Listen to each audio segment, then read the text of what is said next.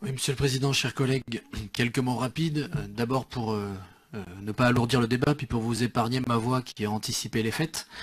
Je voudrais en profiter à quelques mots éraillés pour saluer d'abord le travail du vice-président et des services, parce que c'est vrai que on a un document qui nous est présenté qui est, je trouve, d'une grande qualité. On a souvent dans les débats d'orientation budgétaire et dans les rapports d'orientation budgétaire quelques orientations, et on a là un tableau de bord bien complet qui nous permet non seulement de voir quelles lignes nous suivons, mais également les moyens que nous avons pour le faire. Et je voudrais remercier le vice-président parce que je sais que c'est un travail important et je voulais le saluer.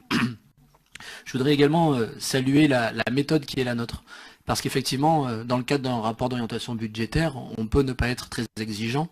Ici, la vision qui est proposée est une vision pluriannuelle, à la fois sur l'investissement, c'est le cas dans de bon nombre de collectivités, mais également sur le fonctionnement. Et je crois que dans l'incertitude que traversent les collectivités locales, la capacité que nous avons à présenter des documents qui nous projettent vers l'avant, y compris sur le fonctionnement, est une méthode de bonne intelligence et une méthode qui devrait être suivie dans de nombreux endroits.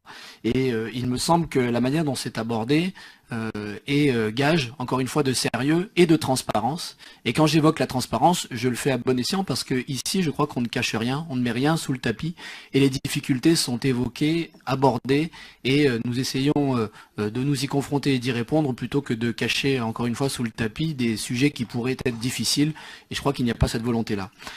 Sur la méthode, je voudrais également saluer la volonté politique qui est la nôtre de maintenir la fiscalité. Alors certes, il y a eu la redevance sur les ordures ménagères l'année dernière, et il y a cette taxe, il y a 2 ans, pardon, cette taxe GEMAPI qui est une obligation légale, mais que nous allons essayer de le lisser, ça vient d'être dit, par rapport à notamment ce qui se fait localement sur les ASA. Mais en dehors de ces 2 éléments-là, nous avons bien compris que la fiscalité est un levier sur lequel nous devons agir avec la plus grande précaution. Parce que le plafond de verre qui a été rappelé par beaucoup existe. Et au niveau des ménages, comme au niveau des entreprises, eh bien, je crois qu'à tout niveau, la corde a été suffisamment tirée, tendue, et qu'aujourd'hui, la difficulté de chacun pour la fiscalité eh bien, est entendue au niveau de la métropole. Nous sommes ambitieux, mais en même temps, nous faisons en sorte le pari de maintenir ces ressources-là sans demander toujours davantage et en ayant une qualité de service public importante. Je voudrais dire quelques mots sur notre capacité à faire. C'est les indicateurs, le tableau de bord qui a été présenté, parce que cette capacité à faire, eh bien, nous permet de fixer un cap. Et quand on fait de la politique comme nous essayons de le faire avec honnêteté et ambition, il est important d'avoir une gestion qui soit la plus rigoureuse possible parce que les fonds publics et l'argent public que nous mobilisons derrière pour les services publics, eh bien il faut être en capacité de le faire de la manière la plus rigoureuse possible parce qu'encore une fois on gère l'argent de tous et l'argent de tous doit être géré avec la plus grande rigueur même si dans nos visions politiques nous avons toujours un horizon qui est parfois un peu plus important. Donc ambition et prudence, on sait que le contexte est difficile, on l'a évoqué, mais ce que vous nous proposez, c'est d'abord la maîtrise des dépenses de fonctionnement. Alors je crois qu'on peut saluer cet effort-là, d'autant plus qu'il s'inscrit dans une dynamique ou dans une règle nationale qu'on nous annonce, et c'est vrai que la règle n'est pas encore là, la fameuse règle des 1,2 et des 1,4% selon la taille de la collectivité d'augmentation des dépenses de fonctionnement, et pourtant, votre volonté, c'est dès le budget primitif que nous voterons l'année prochaine, dès ce budget primitif, on acte le plafonnement de l'évolution de nos dépenses de fonctionnement pour tenir compte de cette règle-là. Et je crois que cela, ça va effectivement dans le bon sens, puisque de toute façon, c'est une règle qui nous est imposée.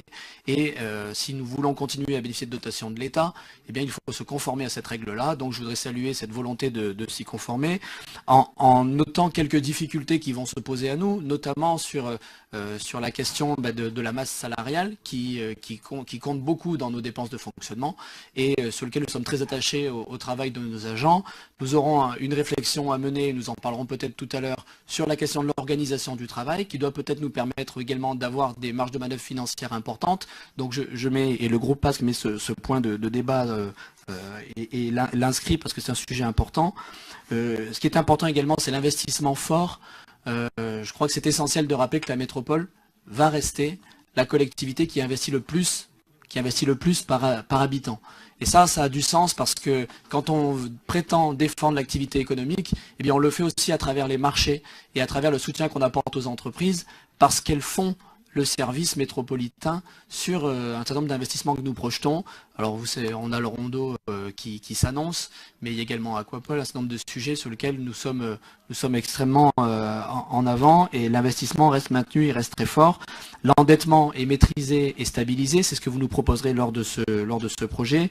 Et puis l'épargne nette et l'autofinancement sont maintenus dans le cadre d'une zone de sécurité qui, encore une fois, nous permet de voir l'avenir. Alors ce tableau de bord, qui, encore une fois, est plutôt positif, même s'il n'écarte aucune des difficultés auxquelles nous sommes confrontés, il nous permet de fixer un cap clair.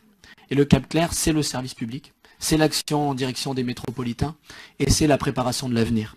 Et le fait que nous ayons, dans nos 3 priorités, mis en avant ces éléments-là, notamment sur la question économique, parce qu'il ne faut pas oublier que pour distribuer de la richesse, il faut en créer.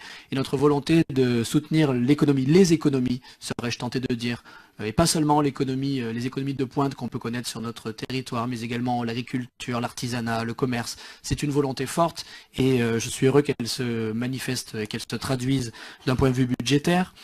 Cette question de la solidarité est également essentielle. La solidarité, c'est n'oublier personne et n'oublier aucun territoire. N'oublier personne, c'est essentiel, c'est à travers les politiques que nous menons sur le logement, sur les déplacements, pour faire en sorte que la métropole soit l'interlocuteur de ceux qui ont besoin, mais également une solidarité à l'égard des territoires. Et dans nos dépenses de fonctionnement que j'évoquais tout à l'heure, il y a la solidarité avec les territoires, la dotation de solidarité communautaire, qui doivent être maintenues, parce qu'il ne s'agit pas seulement que la métropole agisse et que les communes ne fassent plus rien, mais bien que le bloc communal ait une vision d'ensemble. Donc la solidarité, elle se manifeste aussi à ce niveau-là. Sur le développement durable et la transition énergétique, c'est également un point très important sur lequel nous insistons et sur lequel nous insisterons dans le cadre du débat d'orientation budgétaire.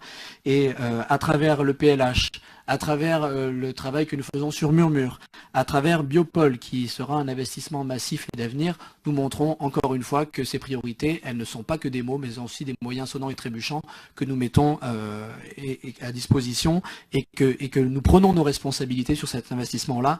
Et je terminerai par un dernier mot, si vous le permettez, sur la question des risques, qui est peu abordé dans nos documents, mais qui est un élément primordial sur lequel nous devons nous engager pour l'avenir, parce que le fait que nous puissions juguler ces risques-là, les anticiper et les prévoir, est une condition à notre développement, et notamment à la tenue de notre PLH, et nous insistons fortement pour que la question du risque soit aussi un élément du budget que nous étudierons l'année prochaine. Merci.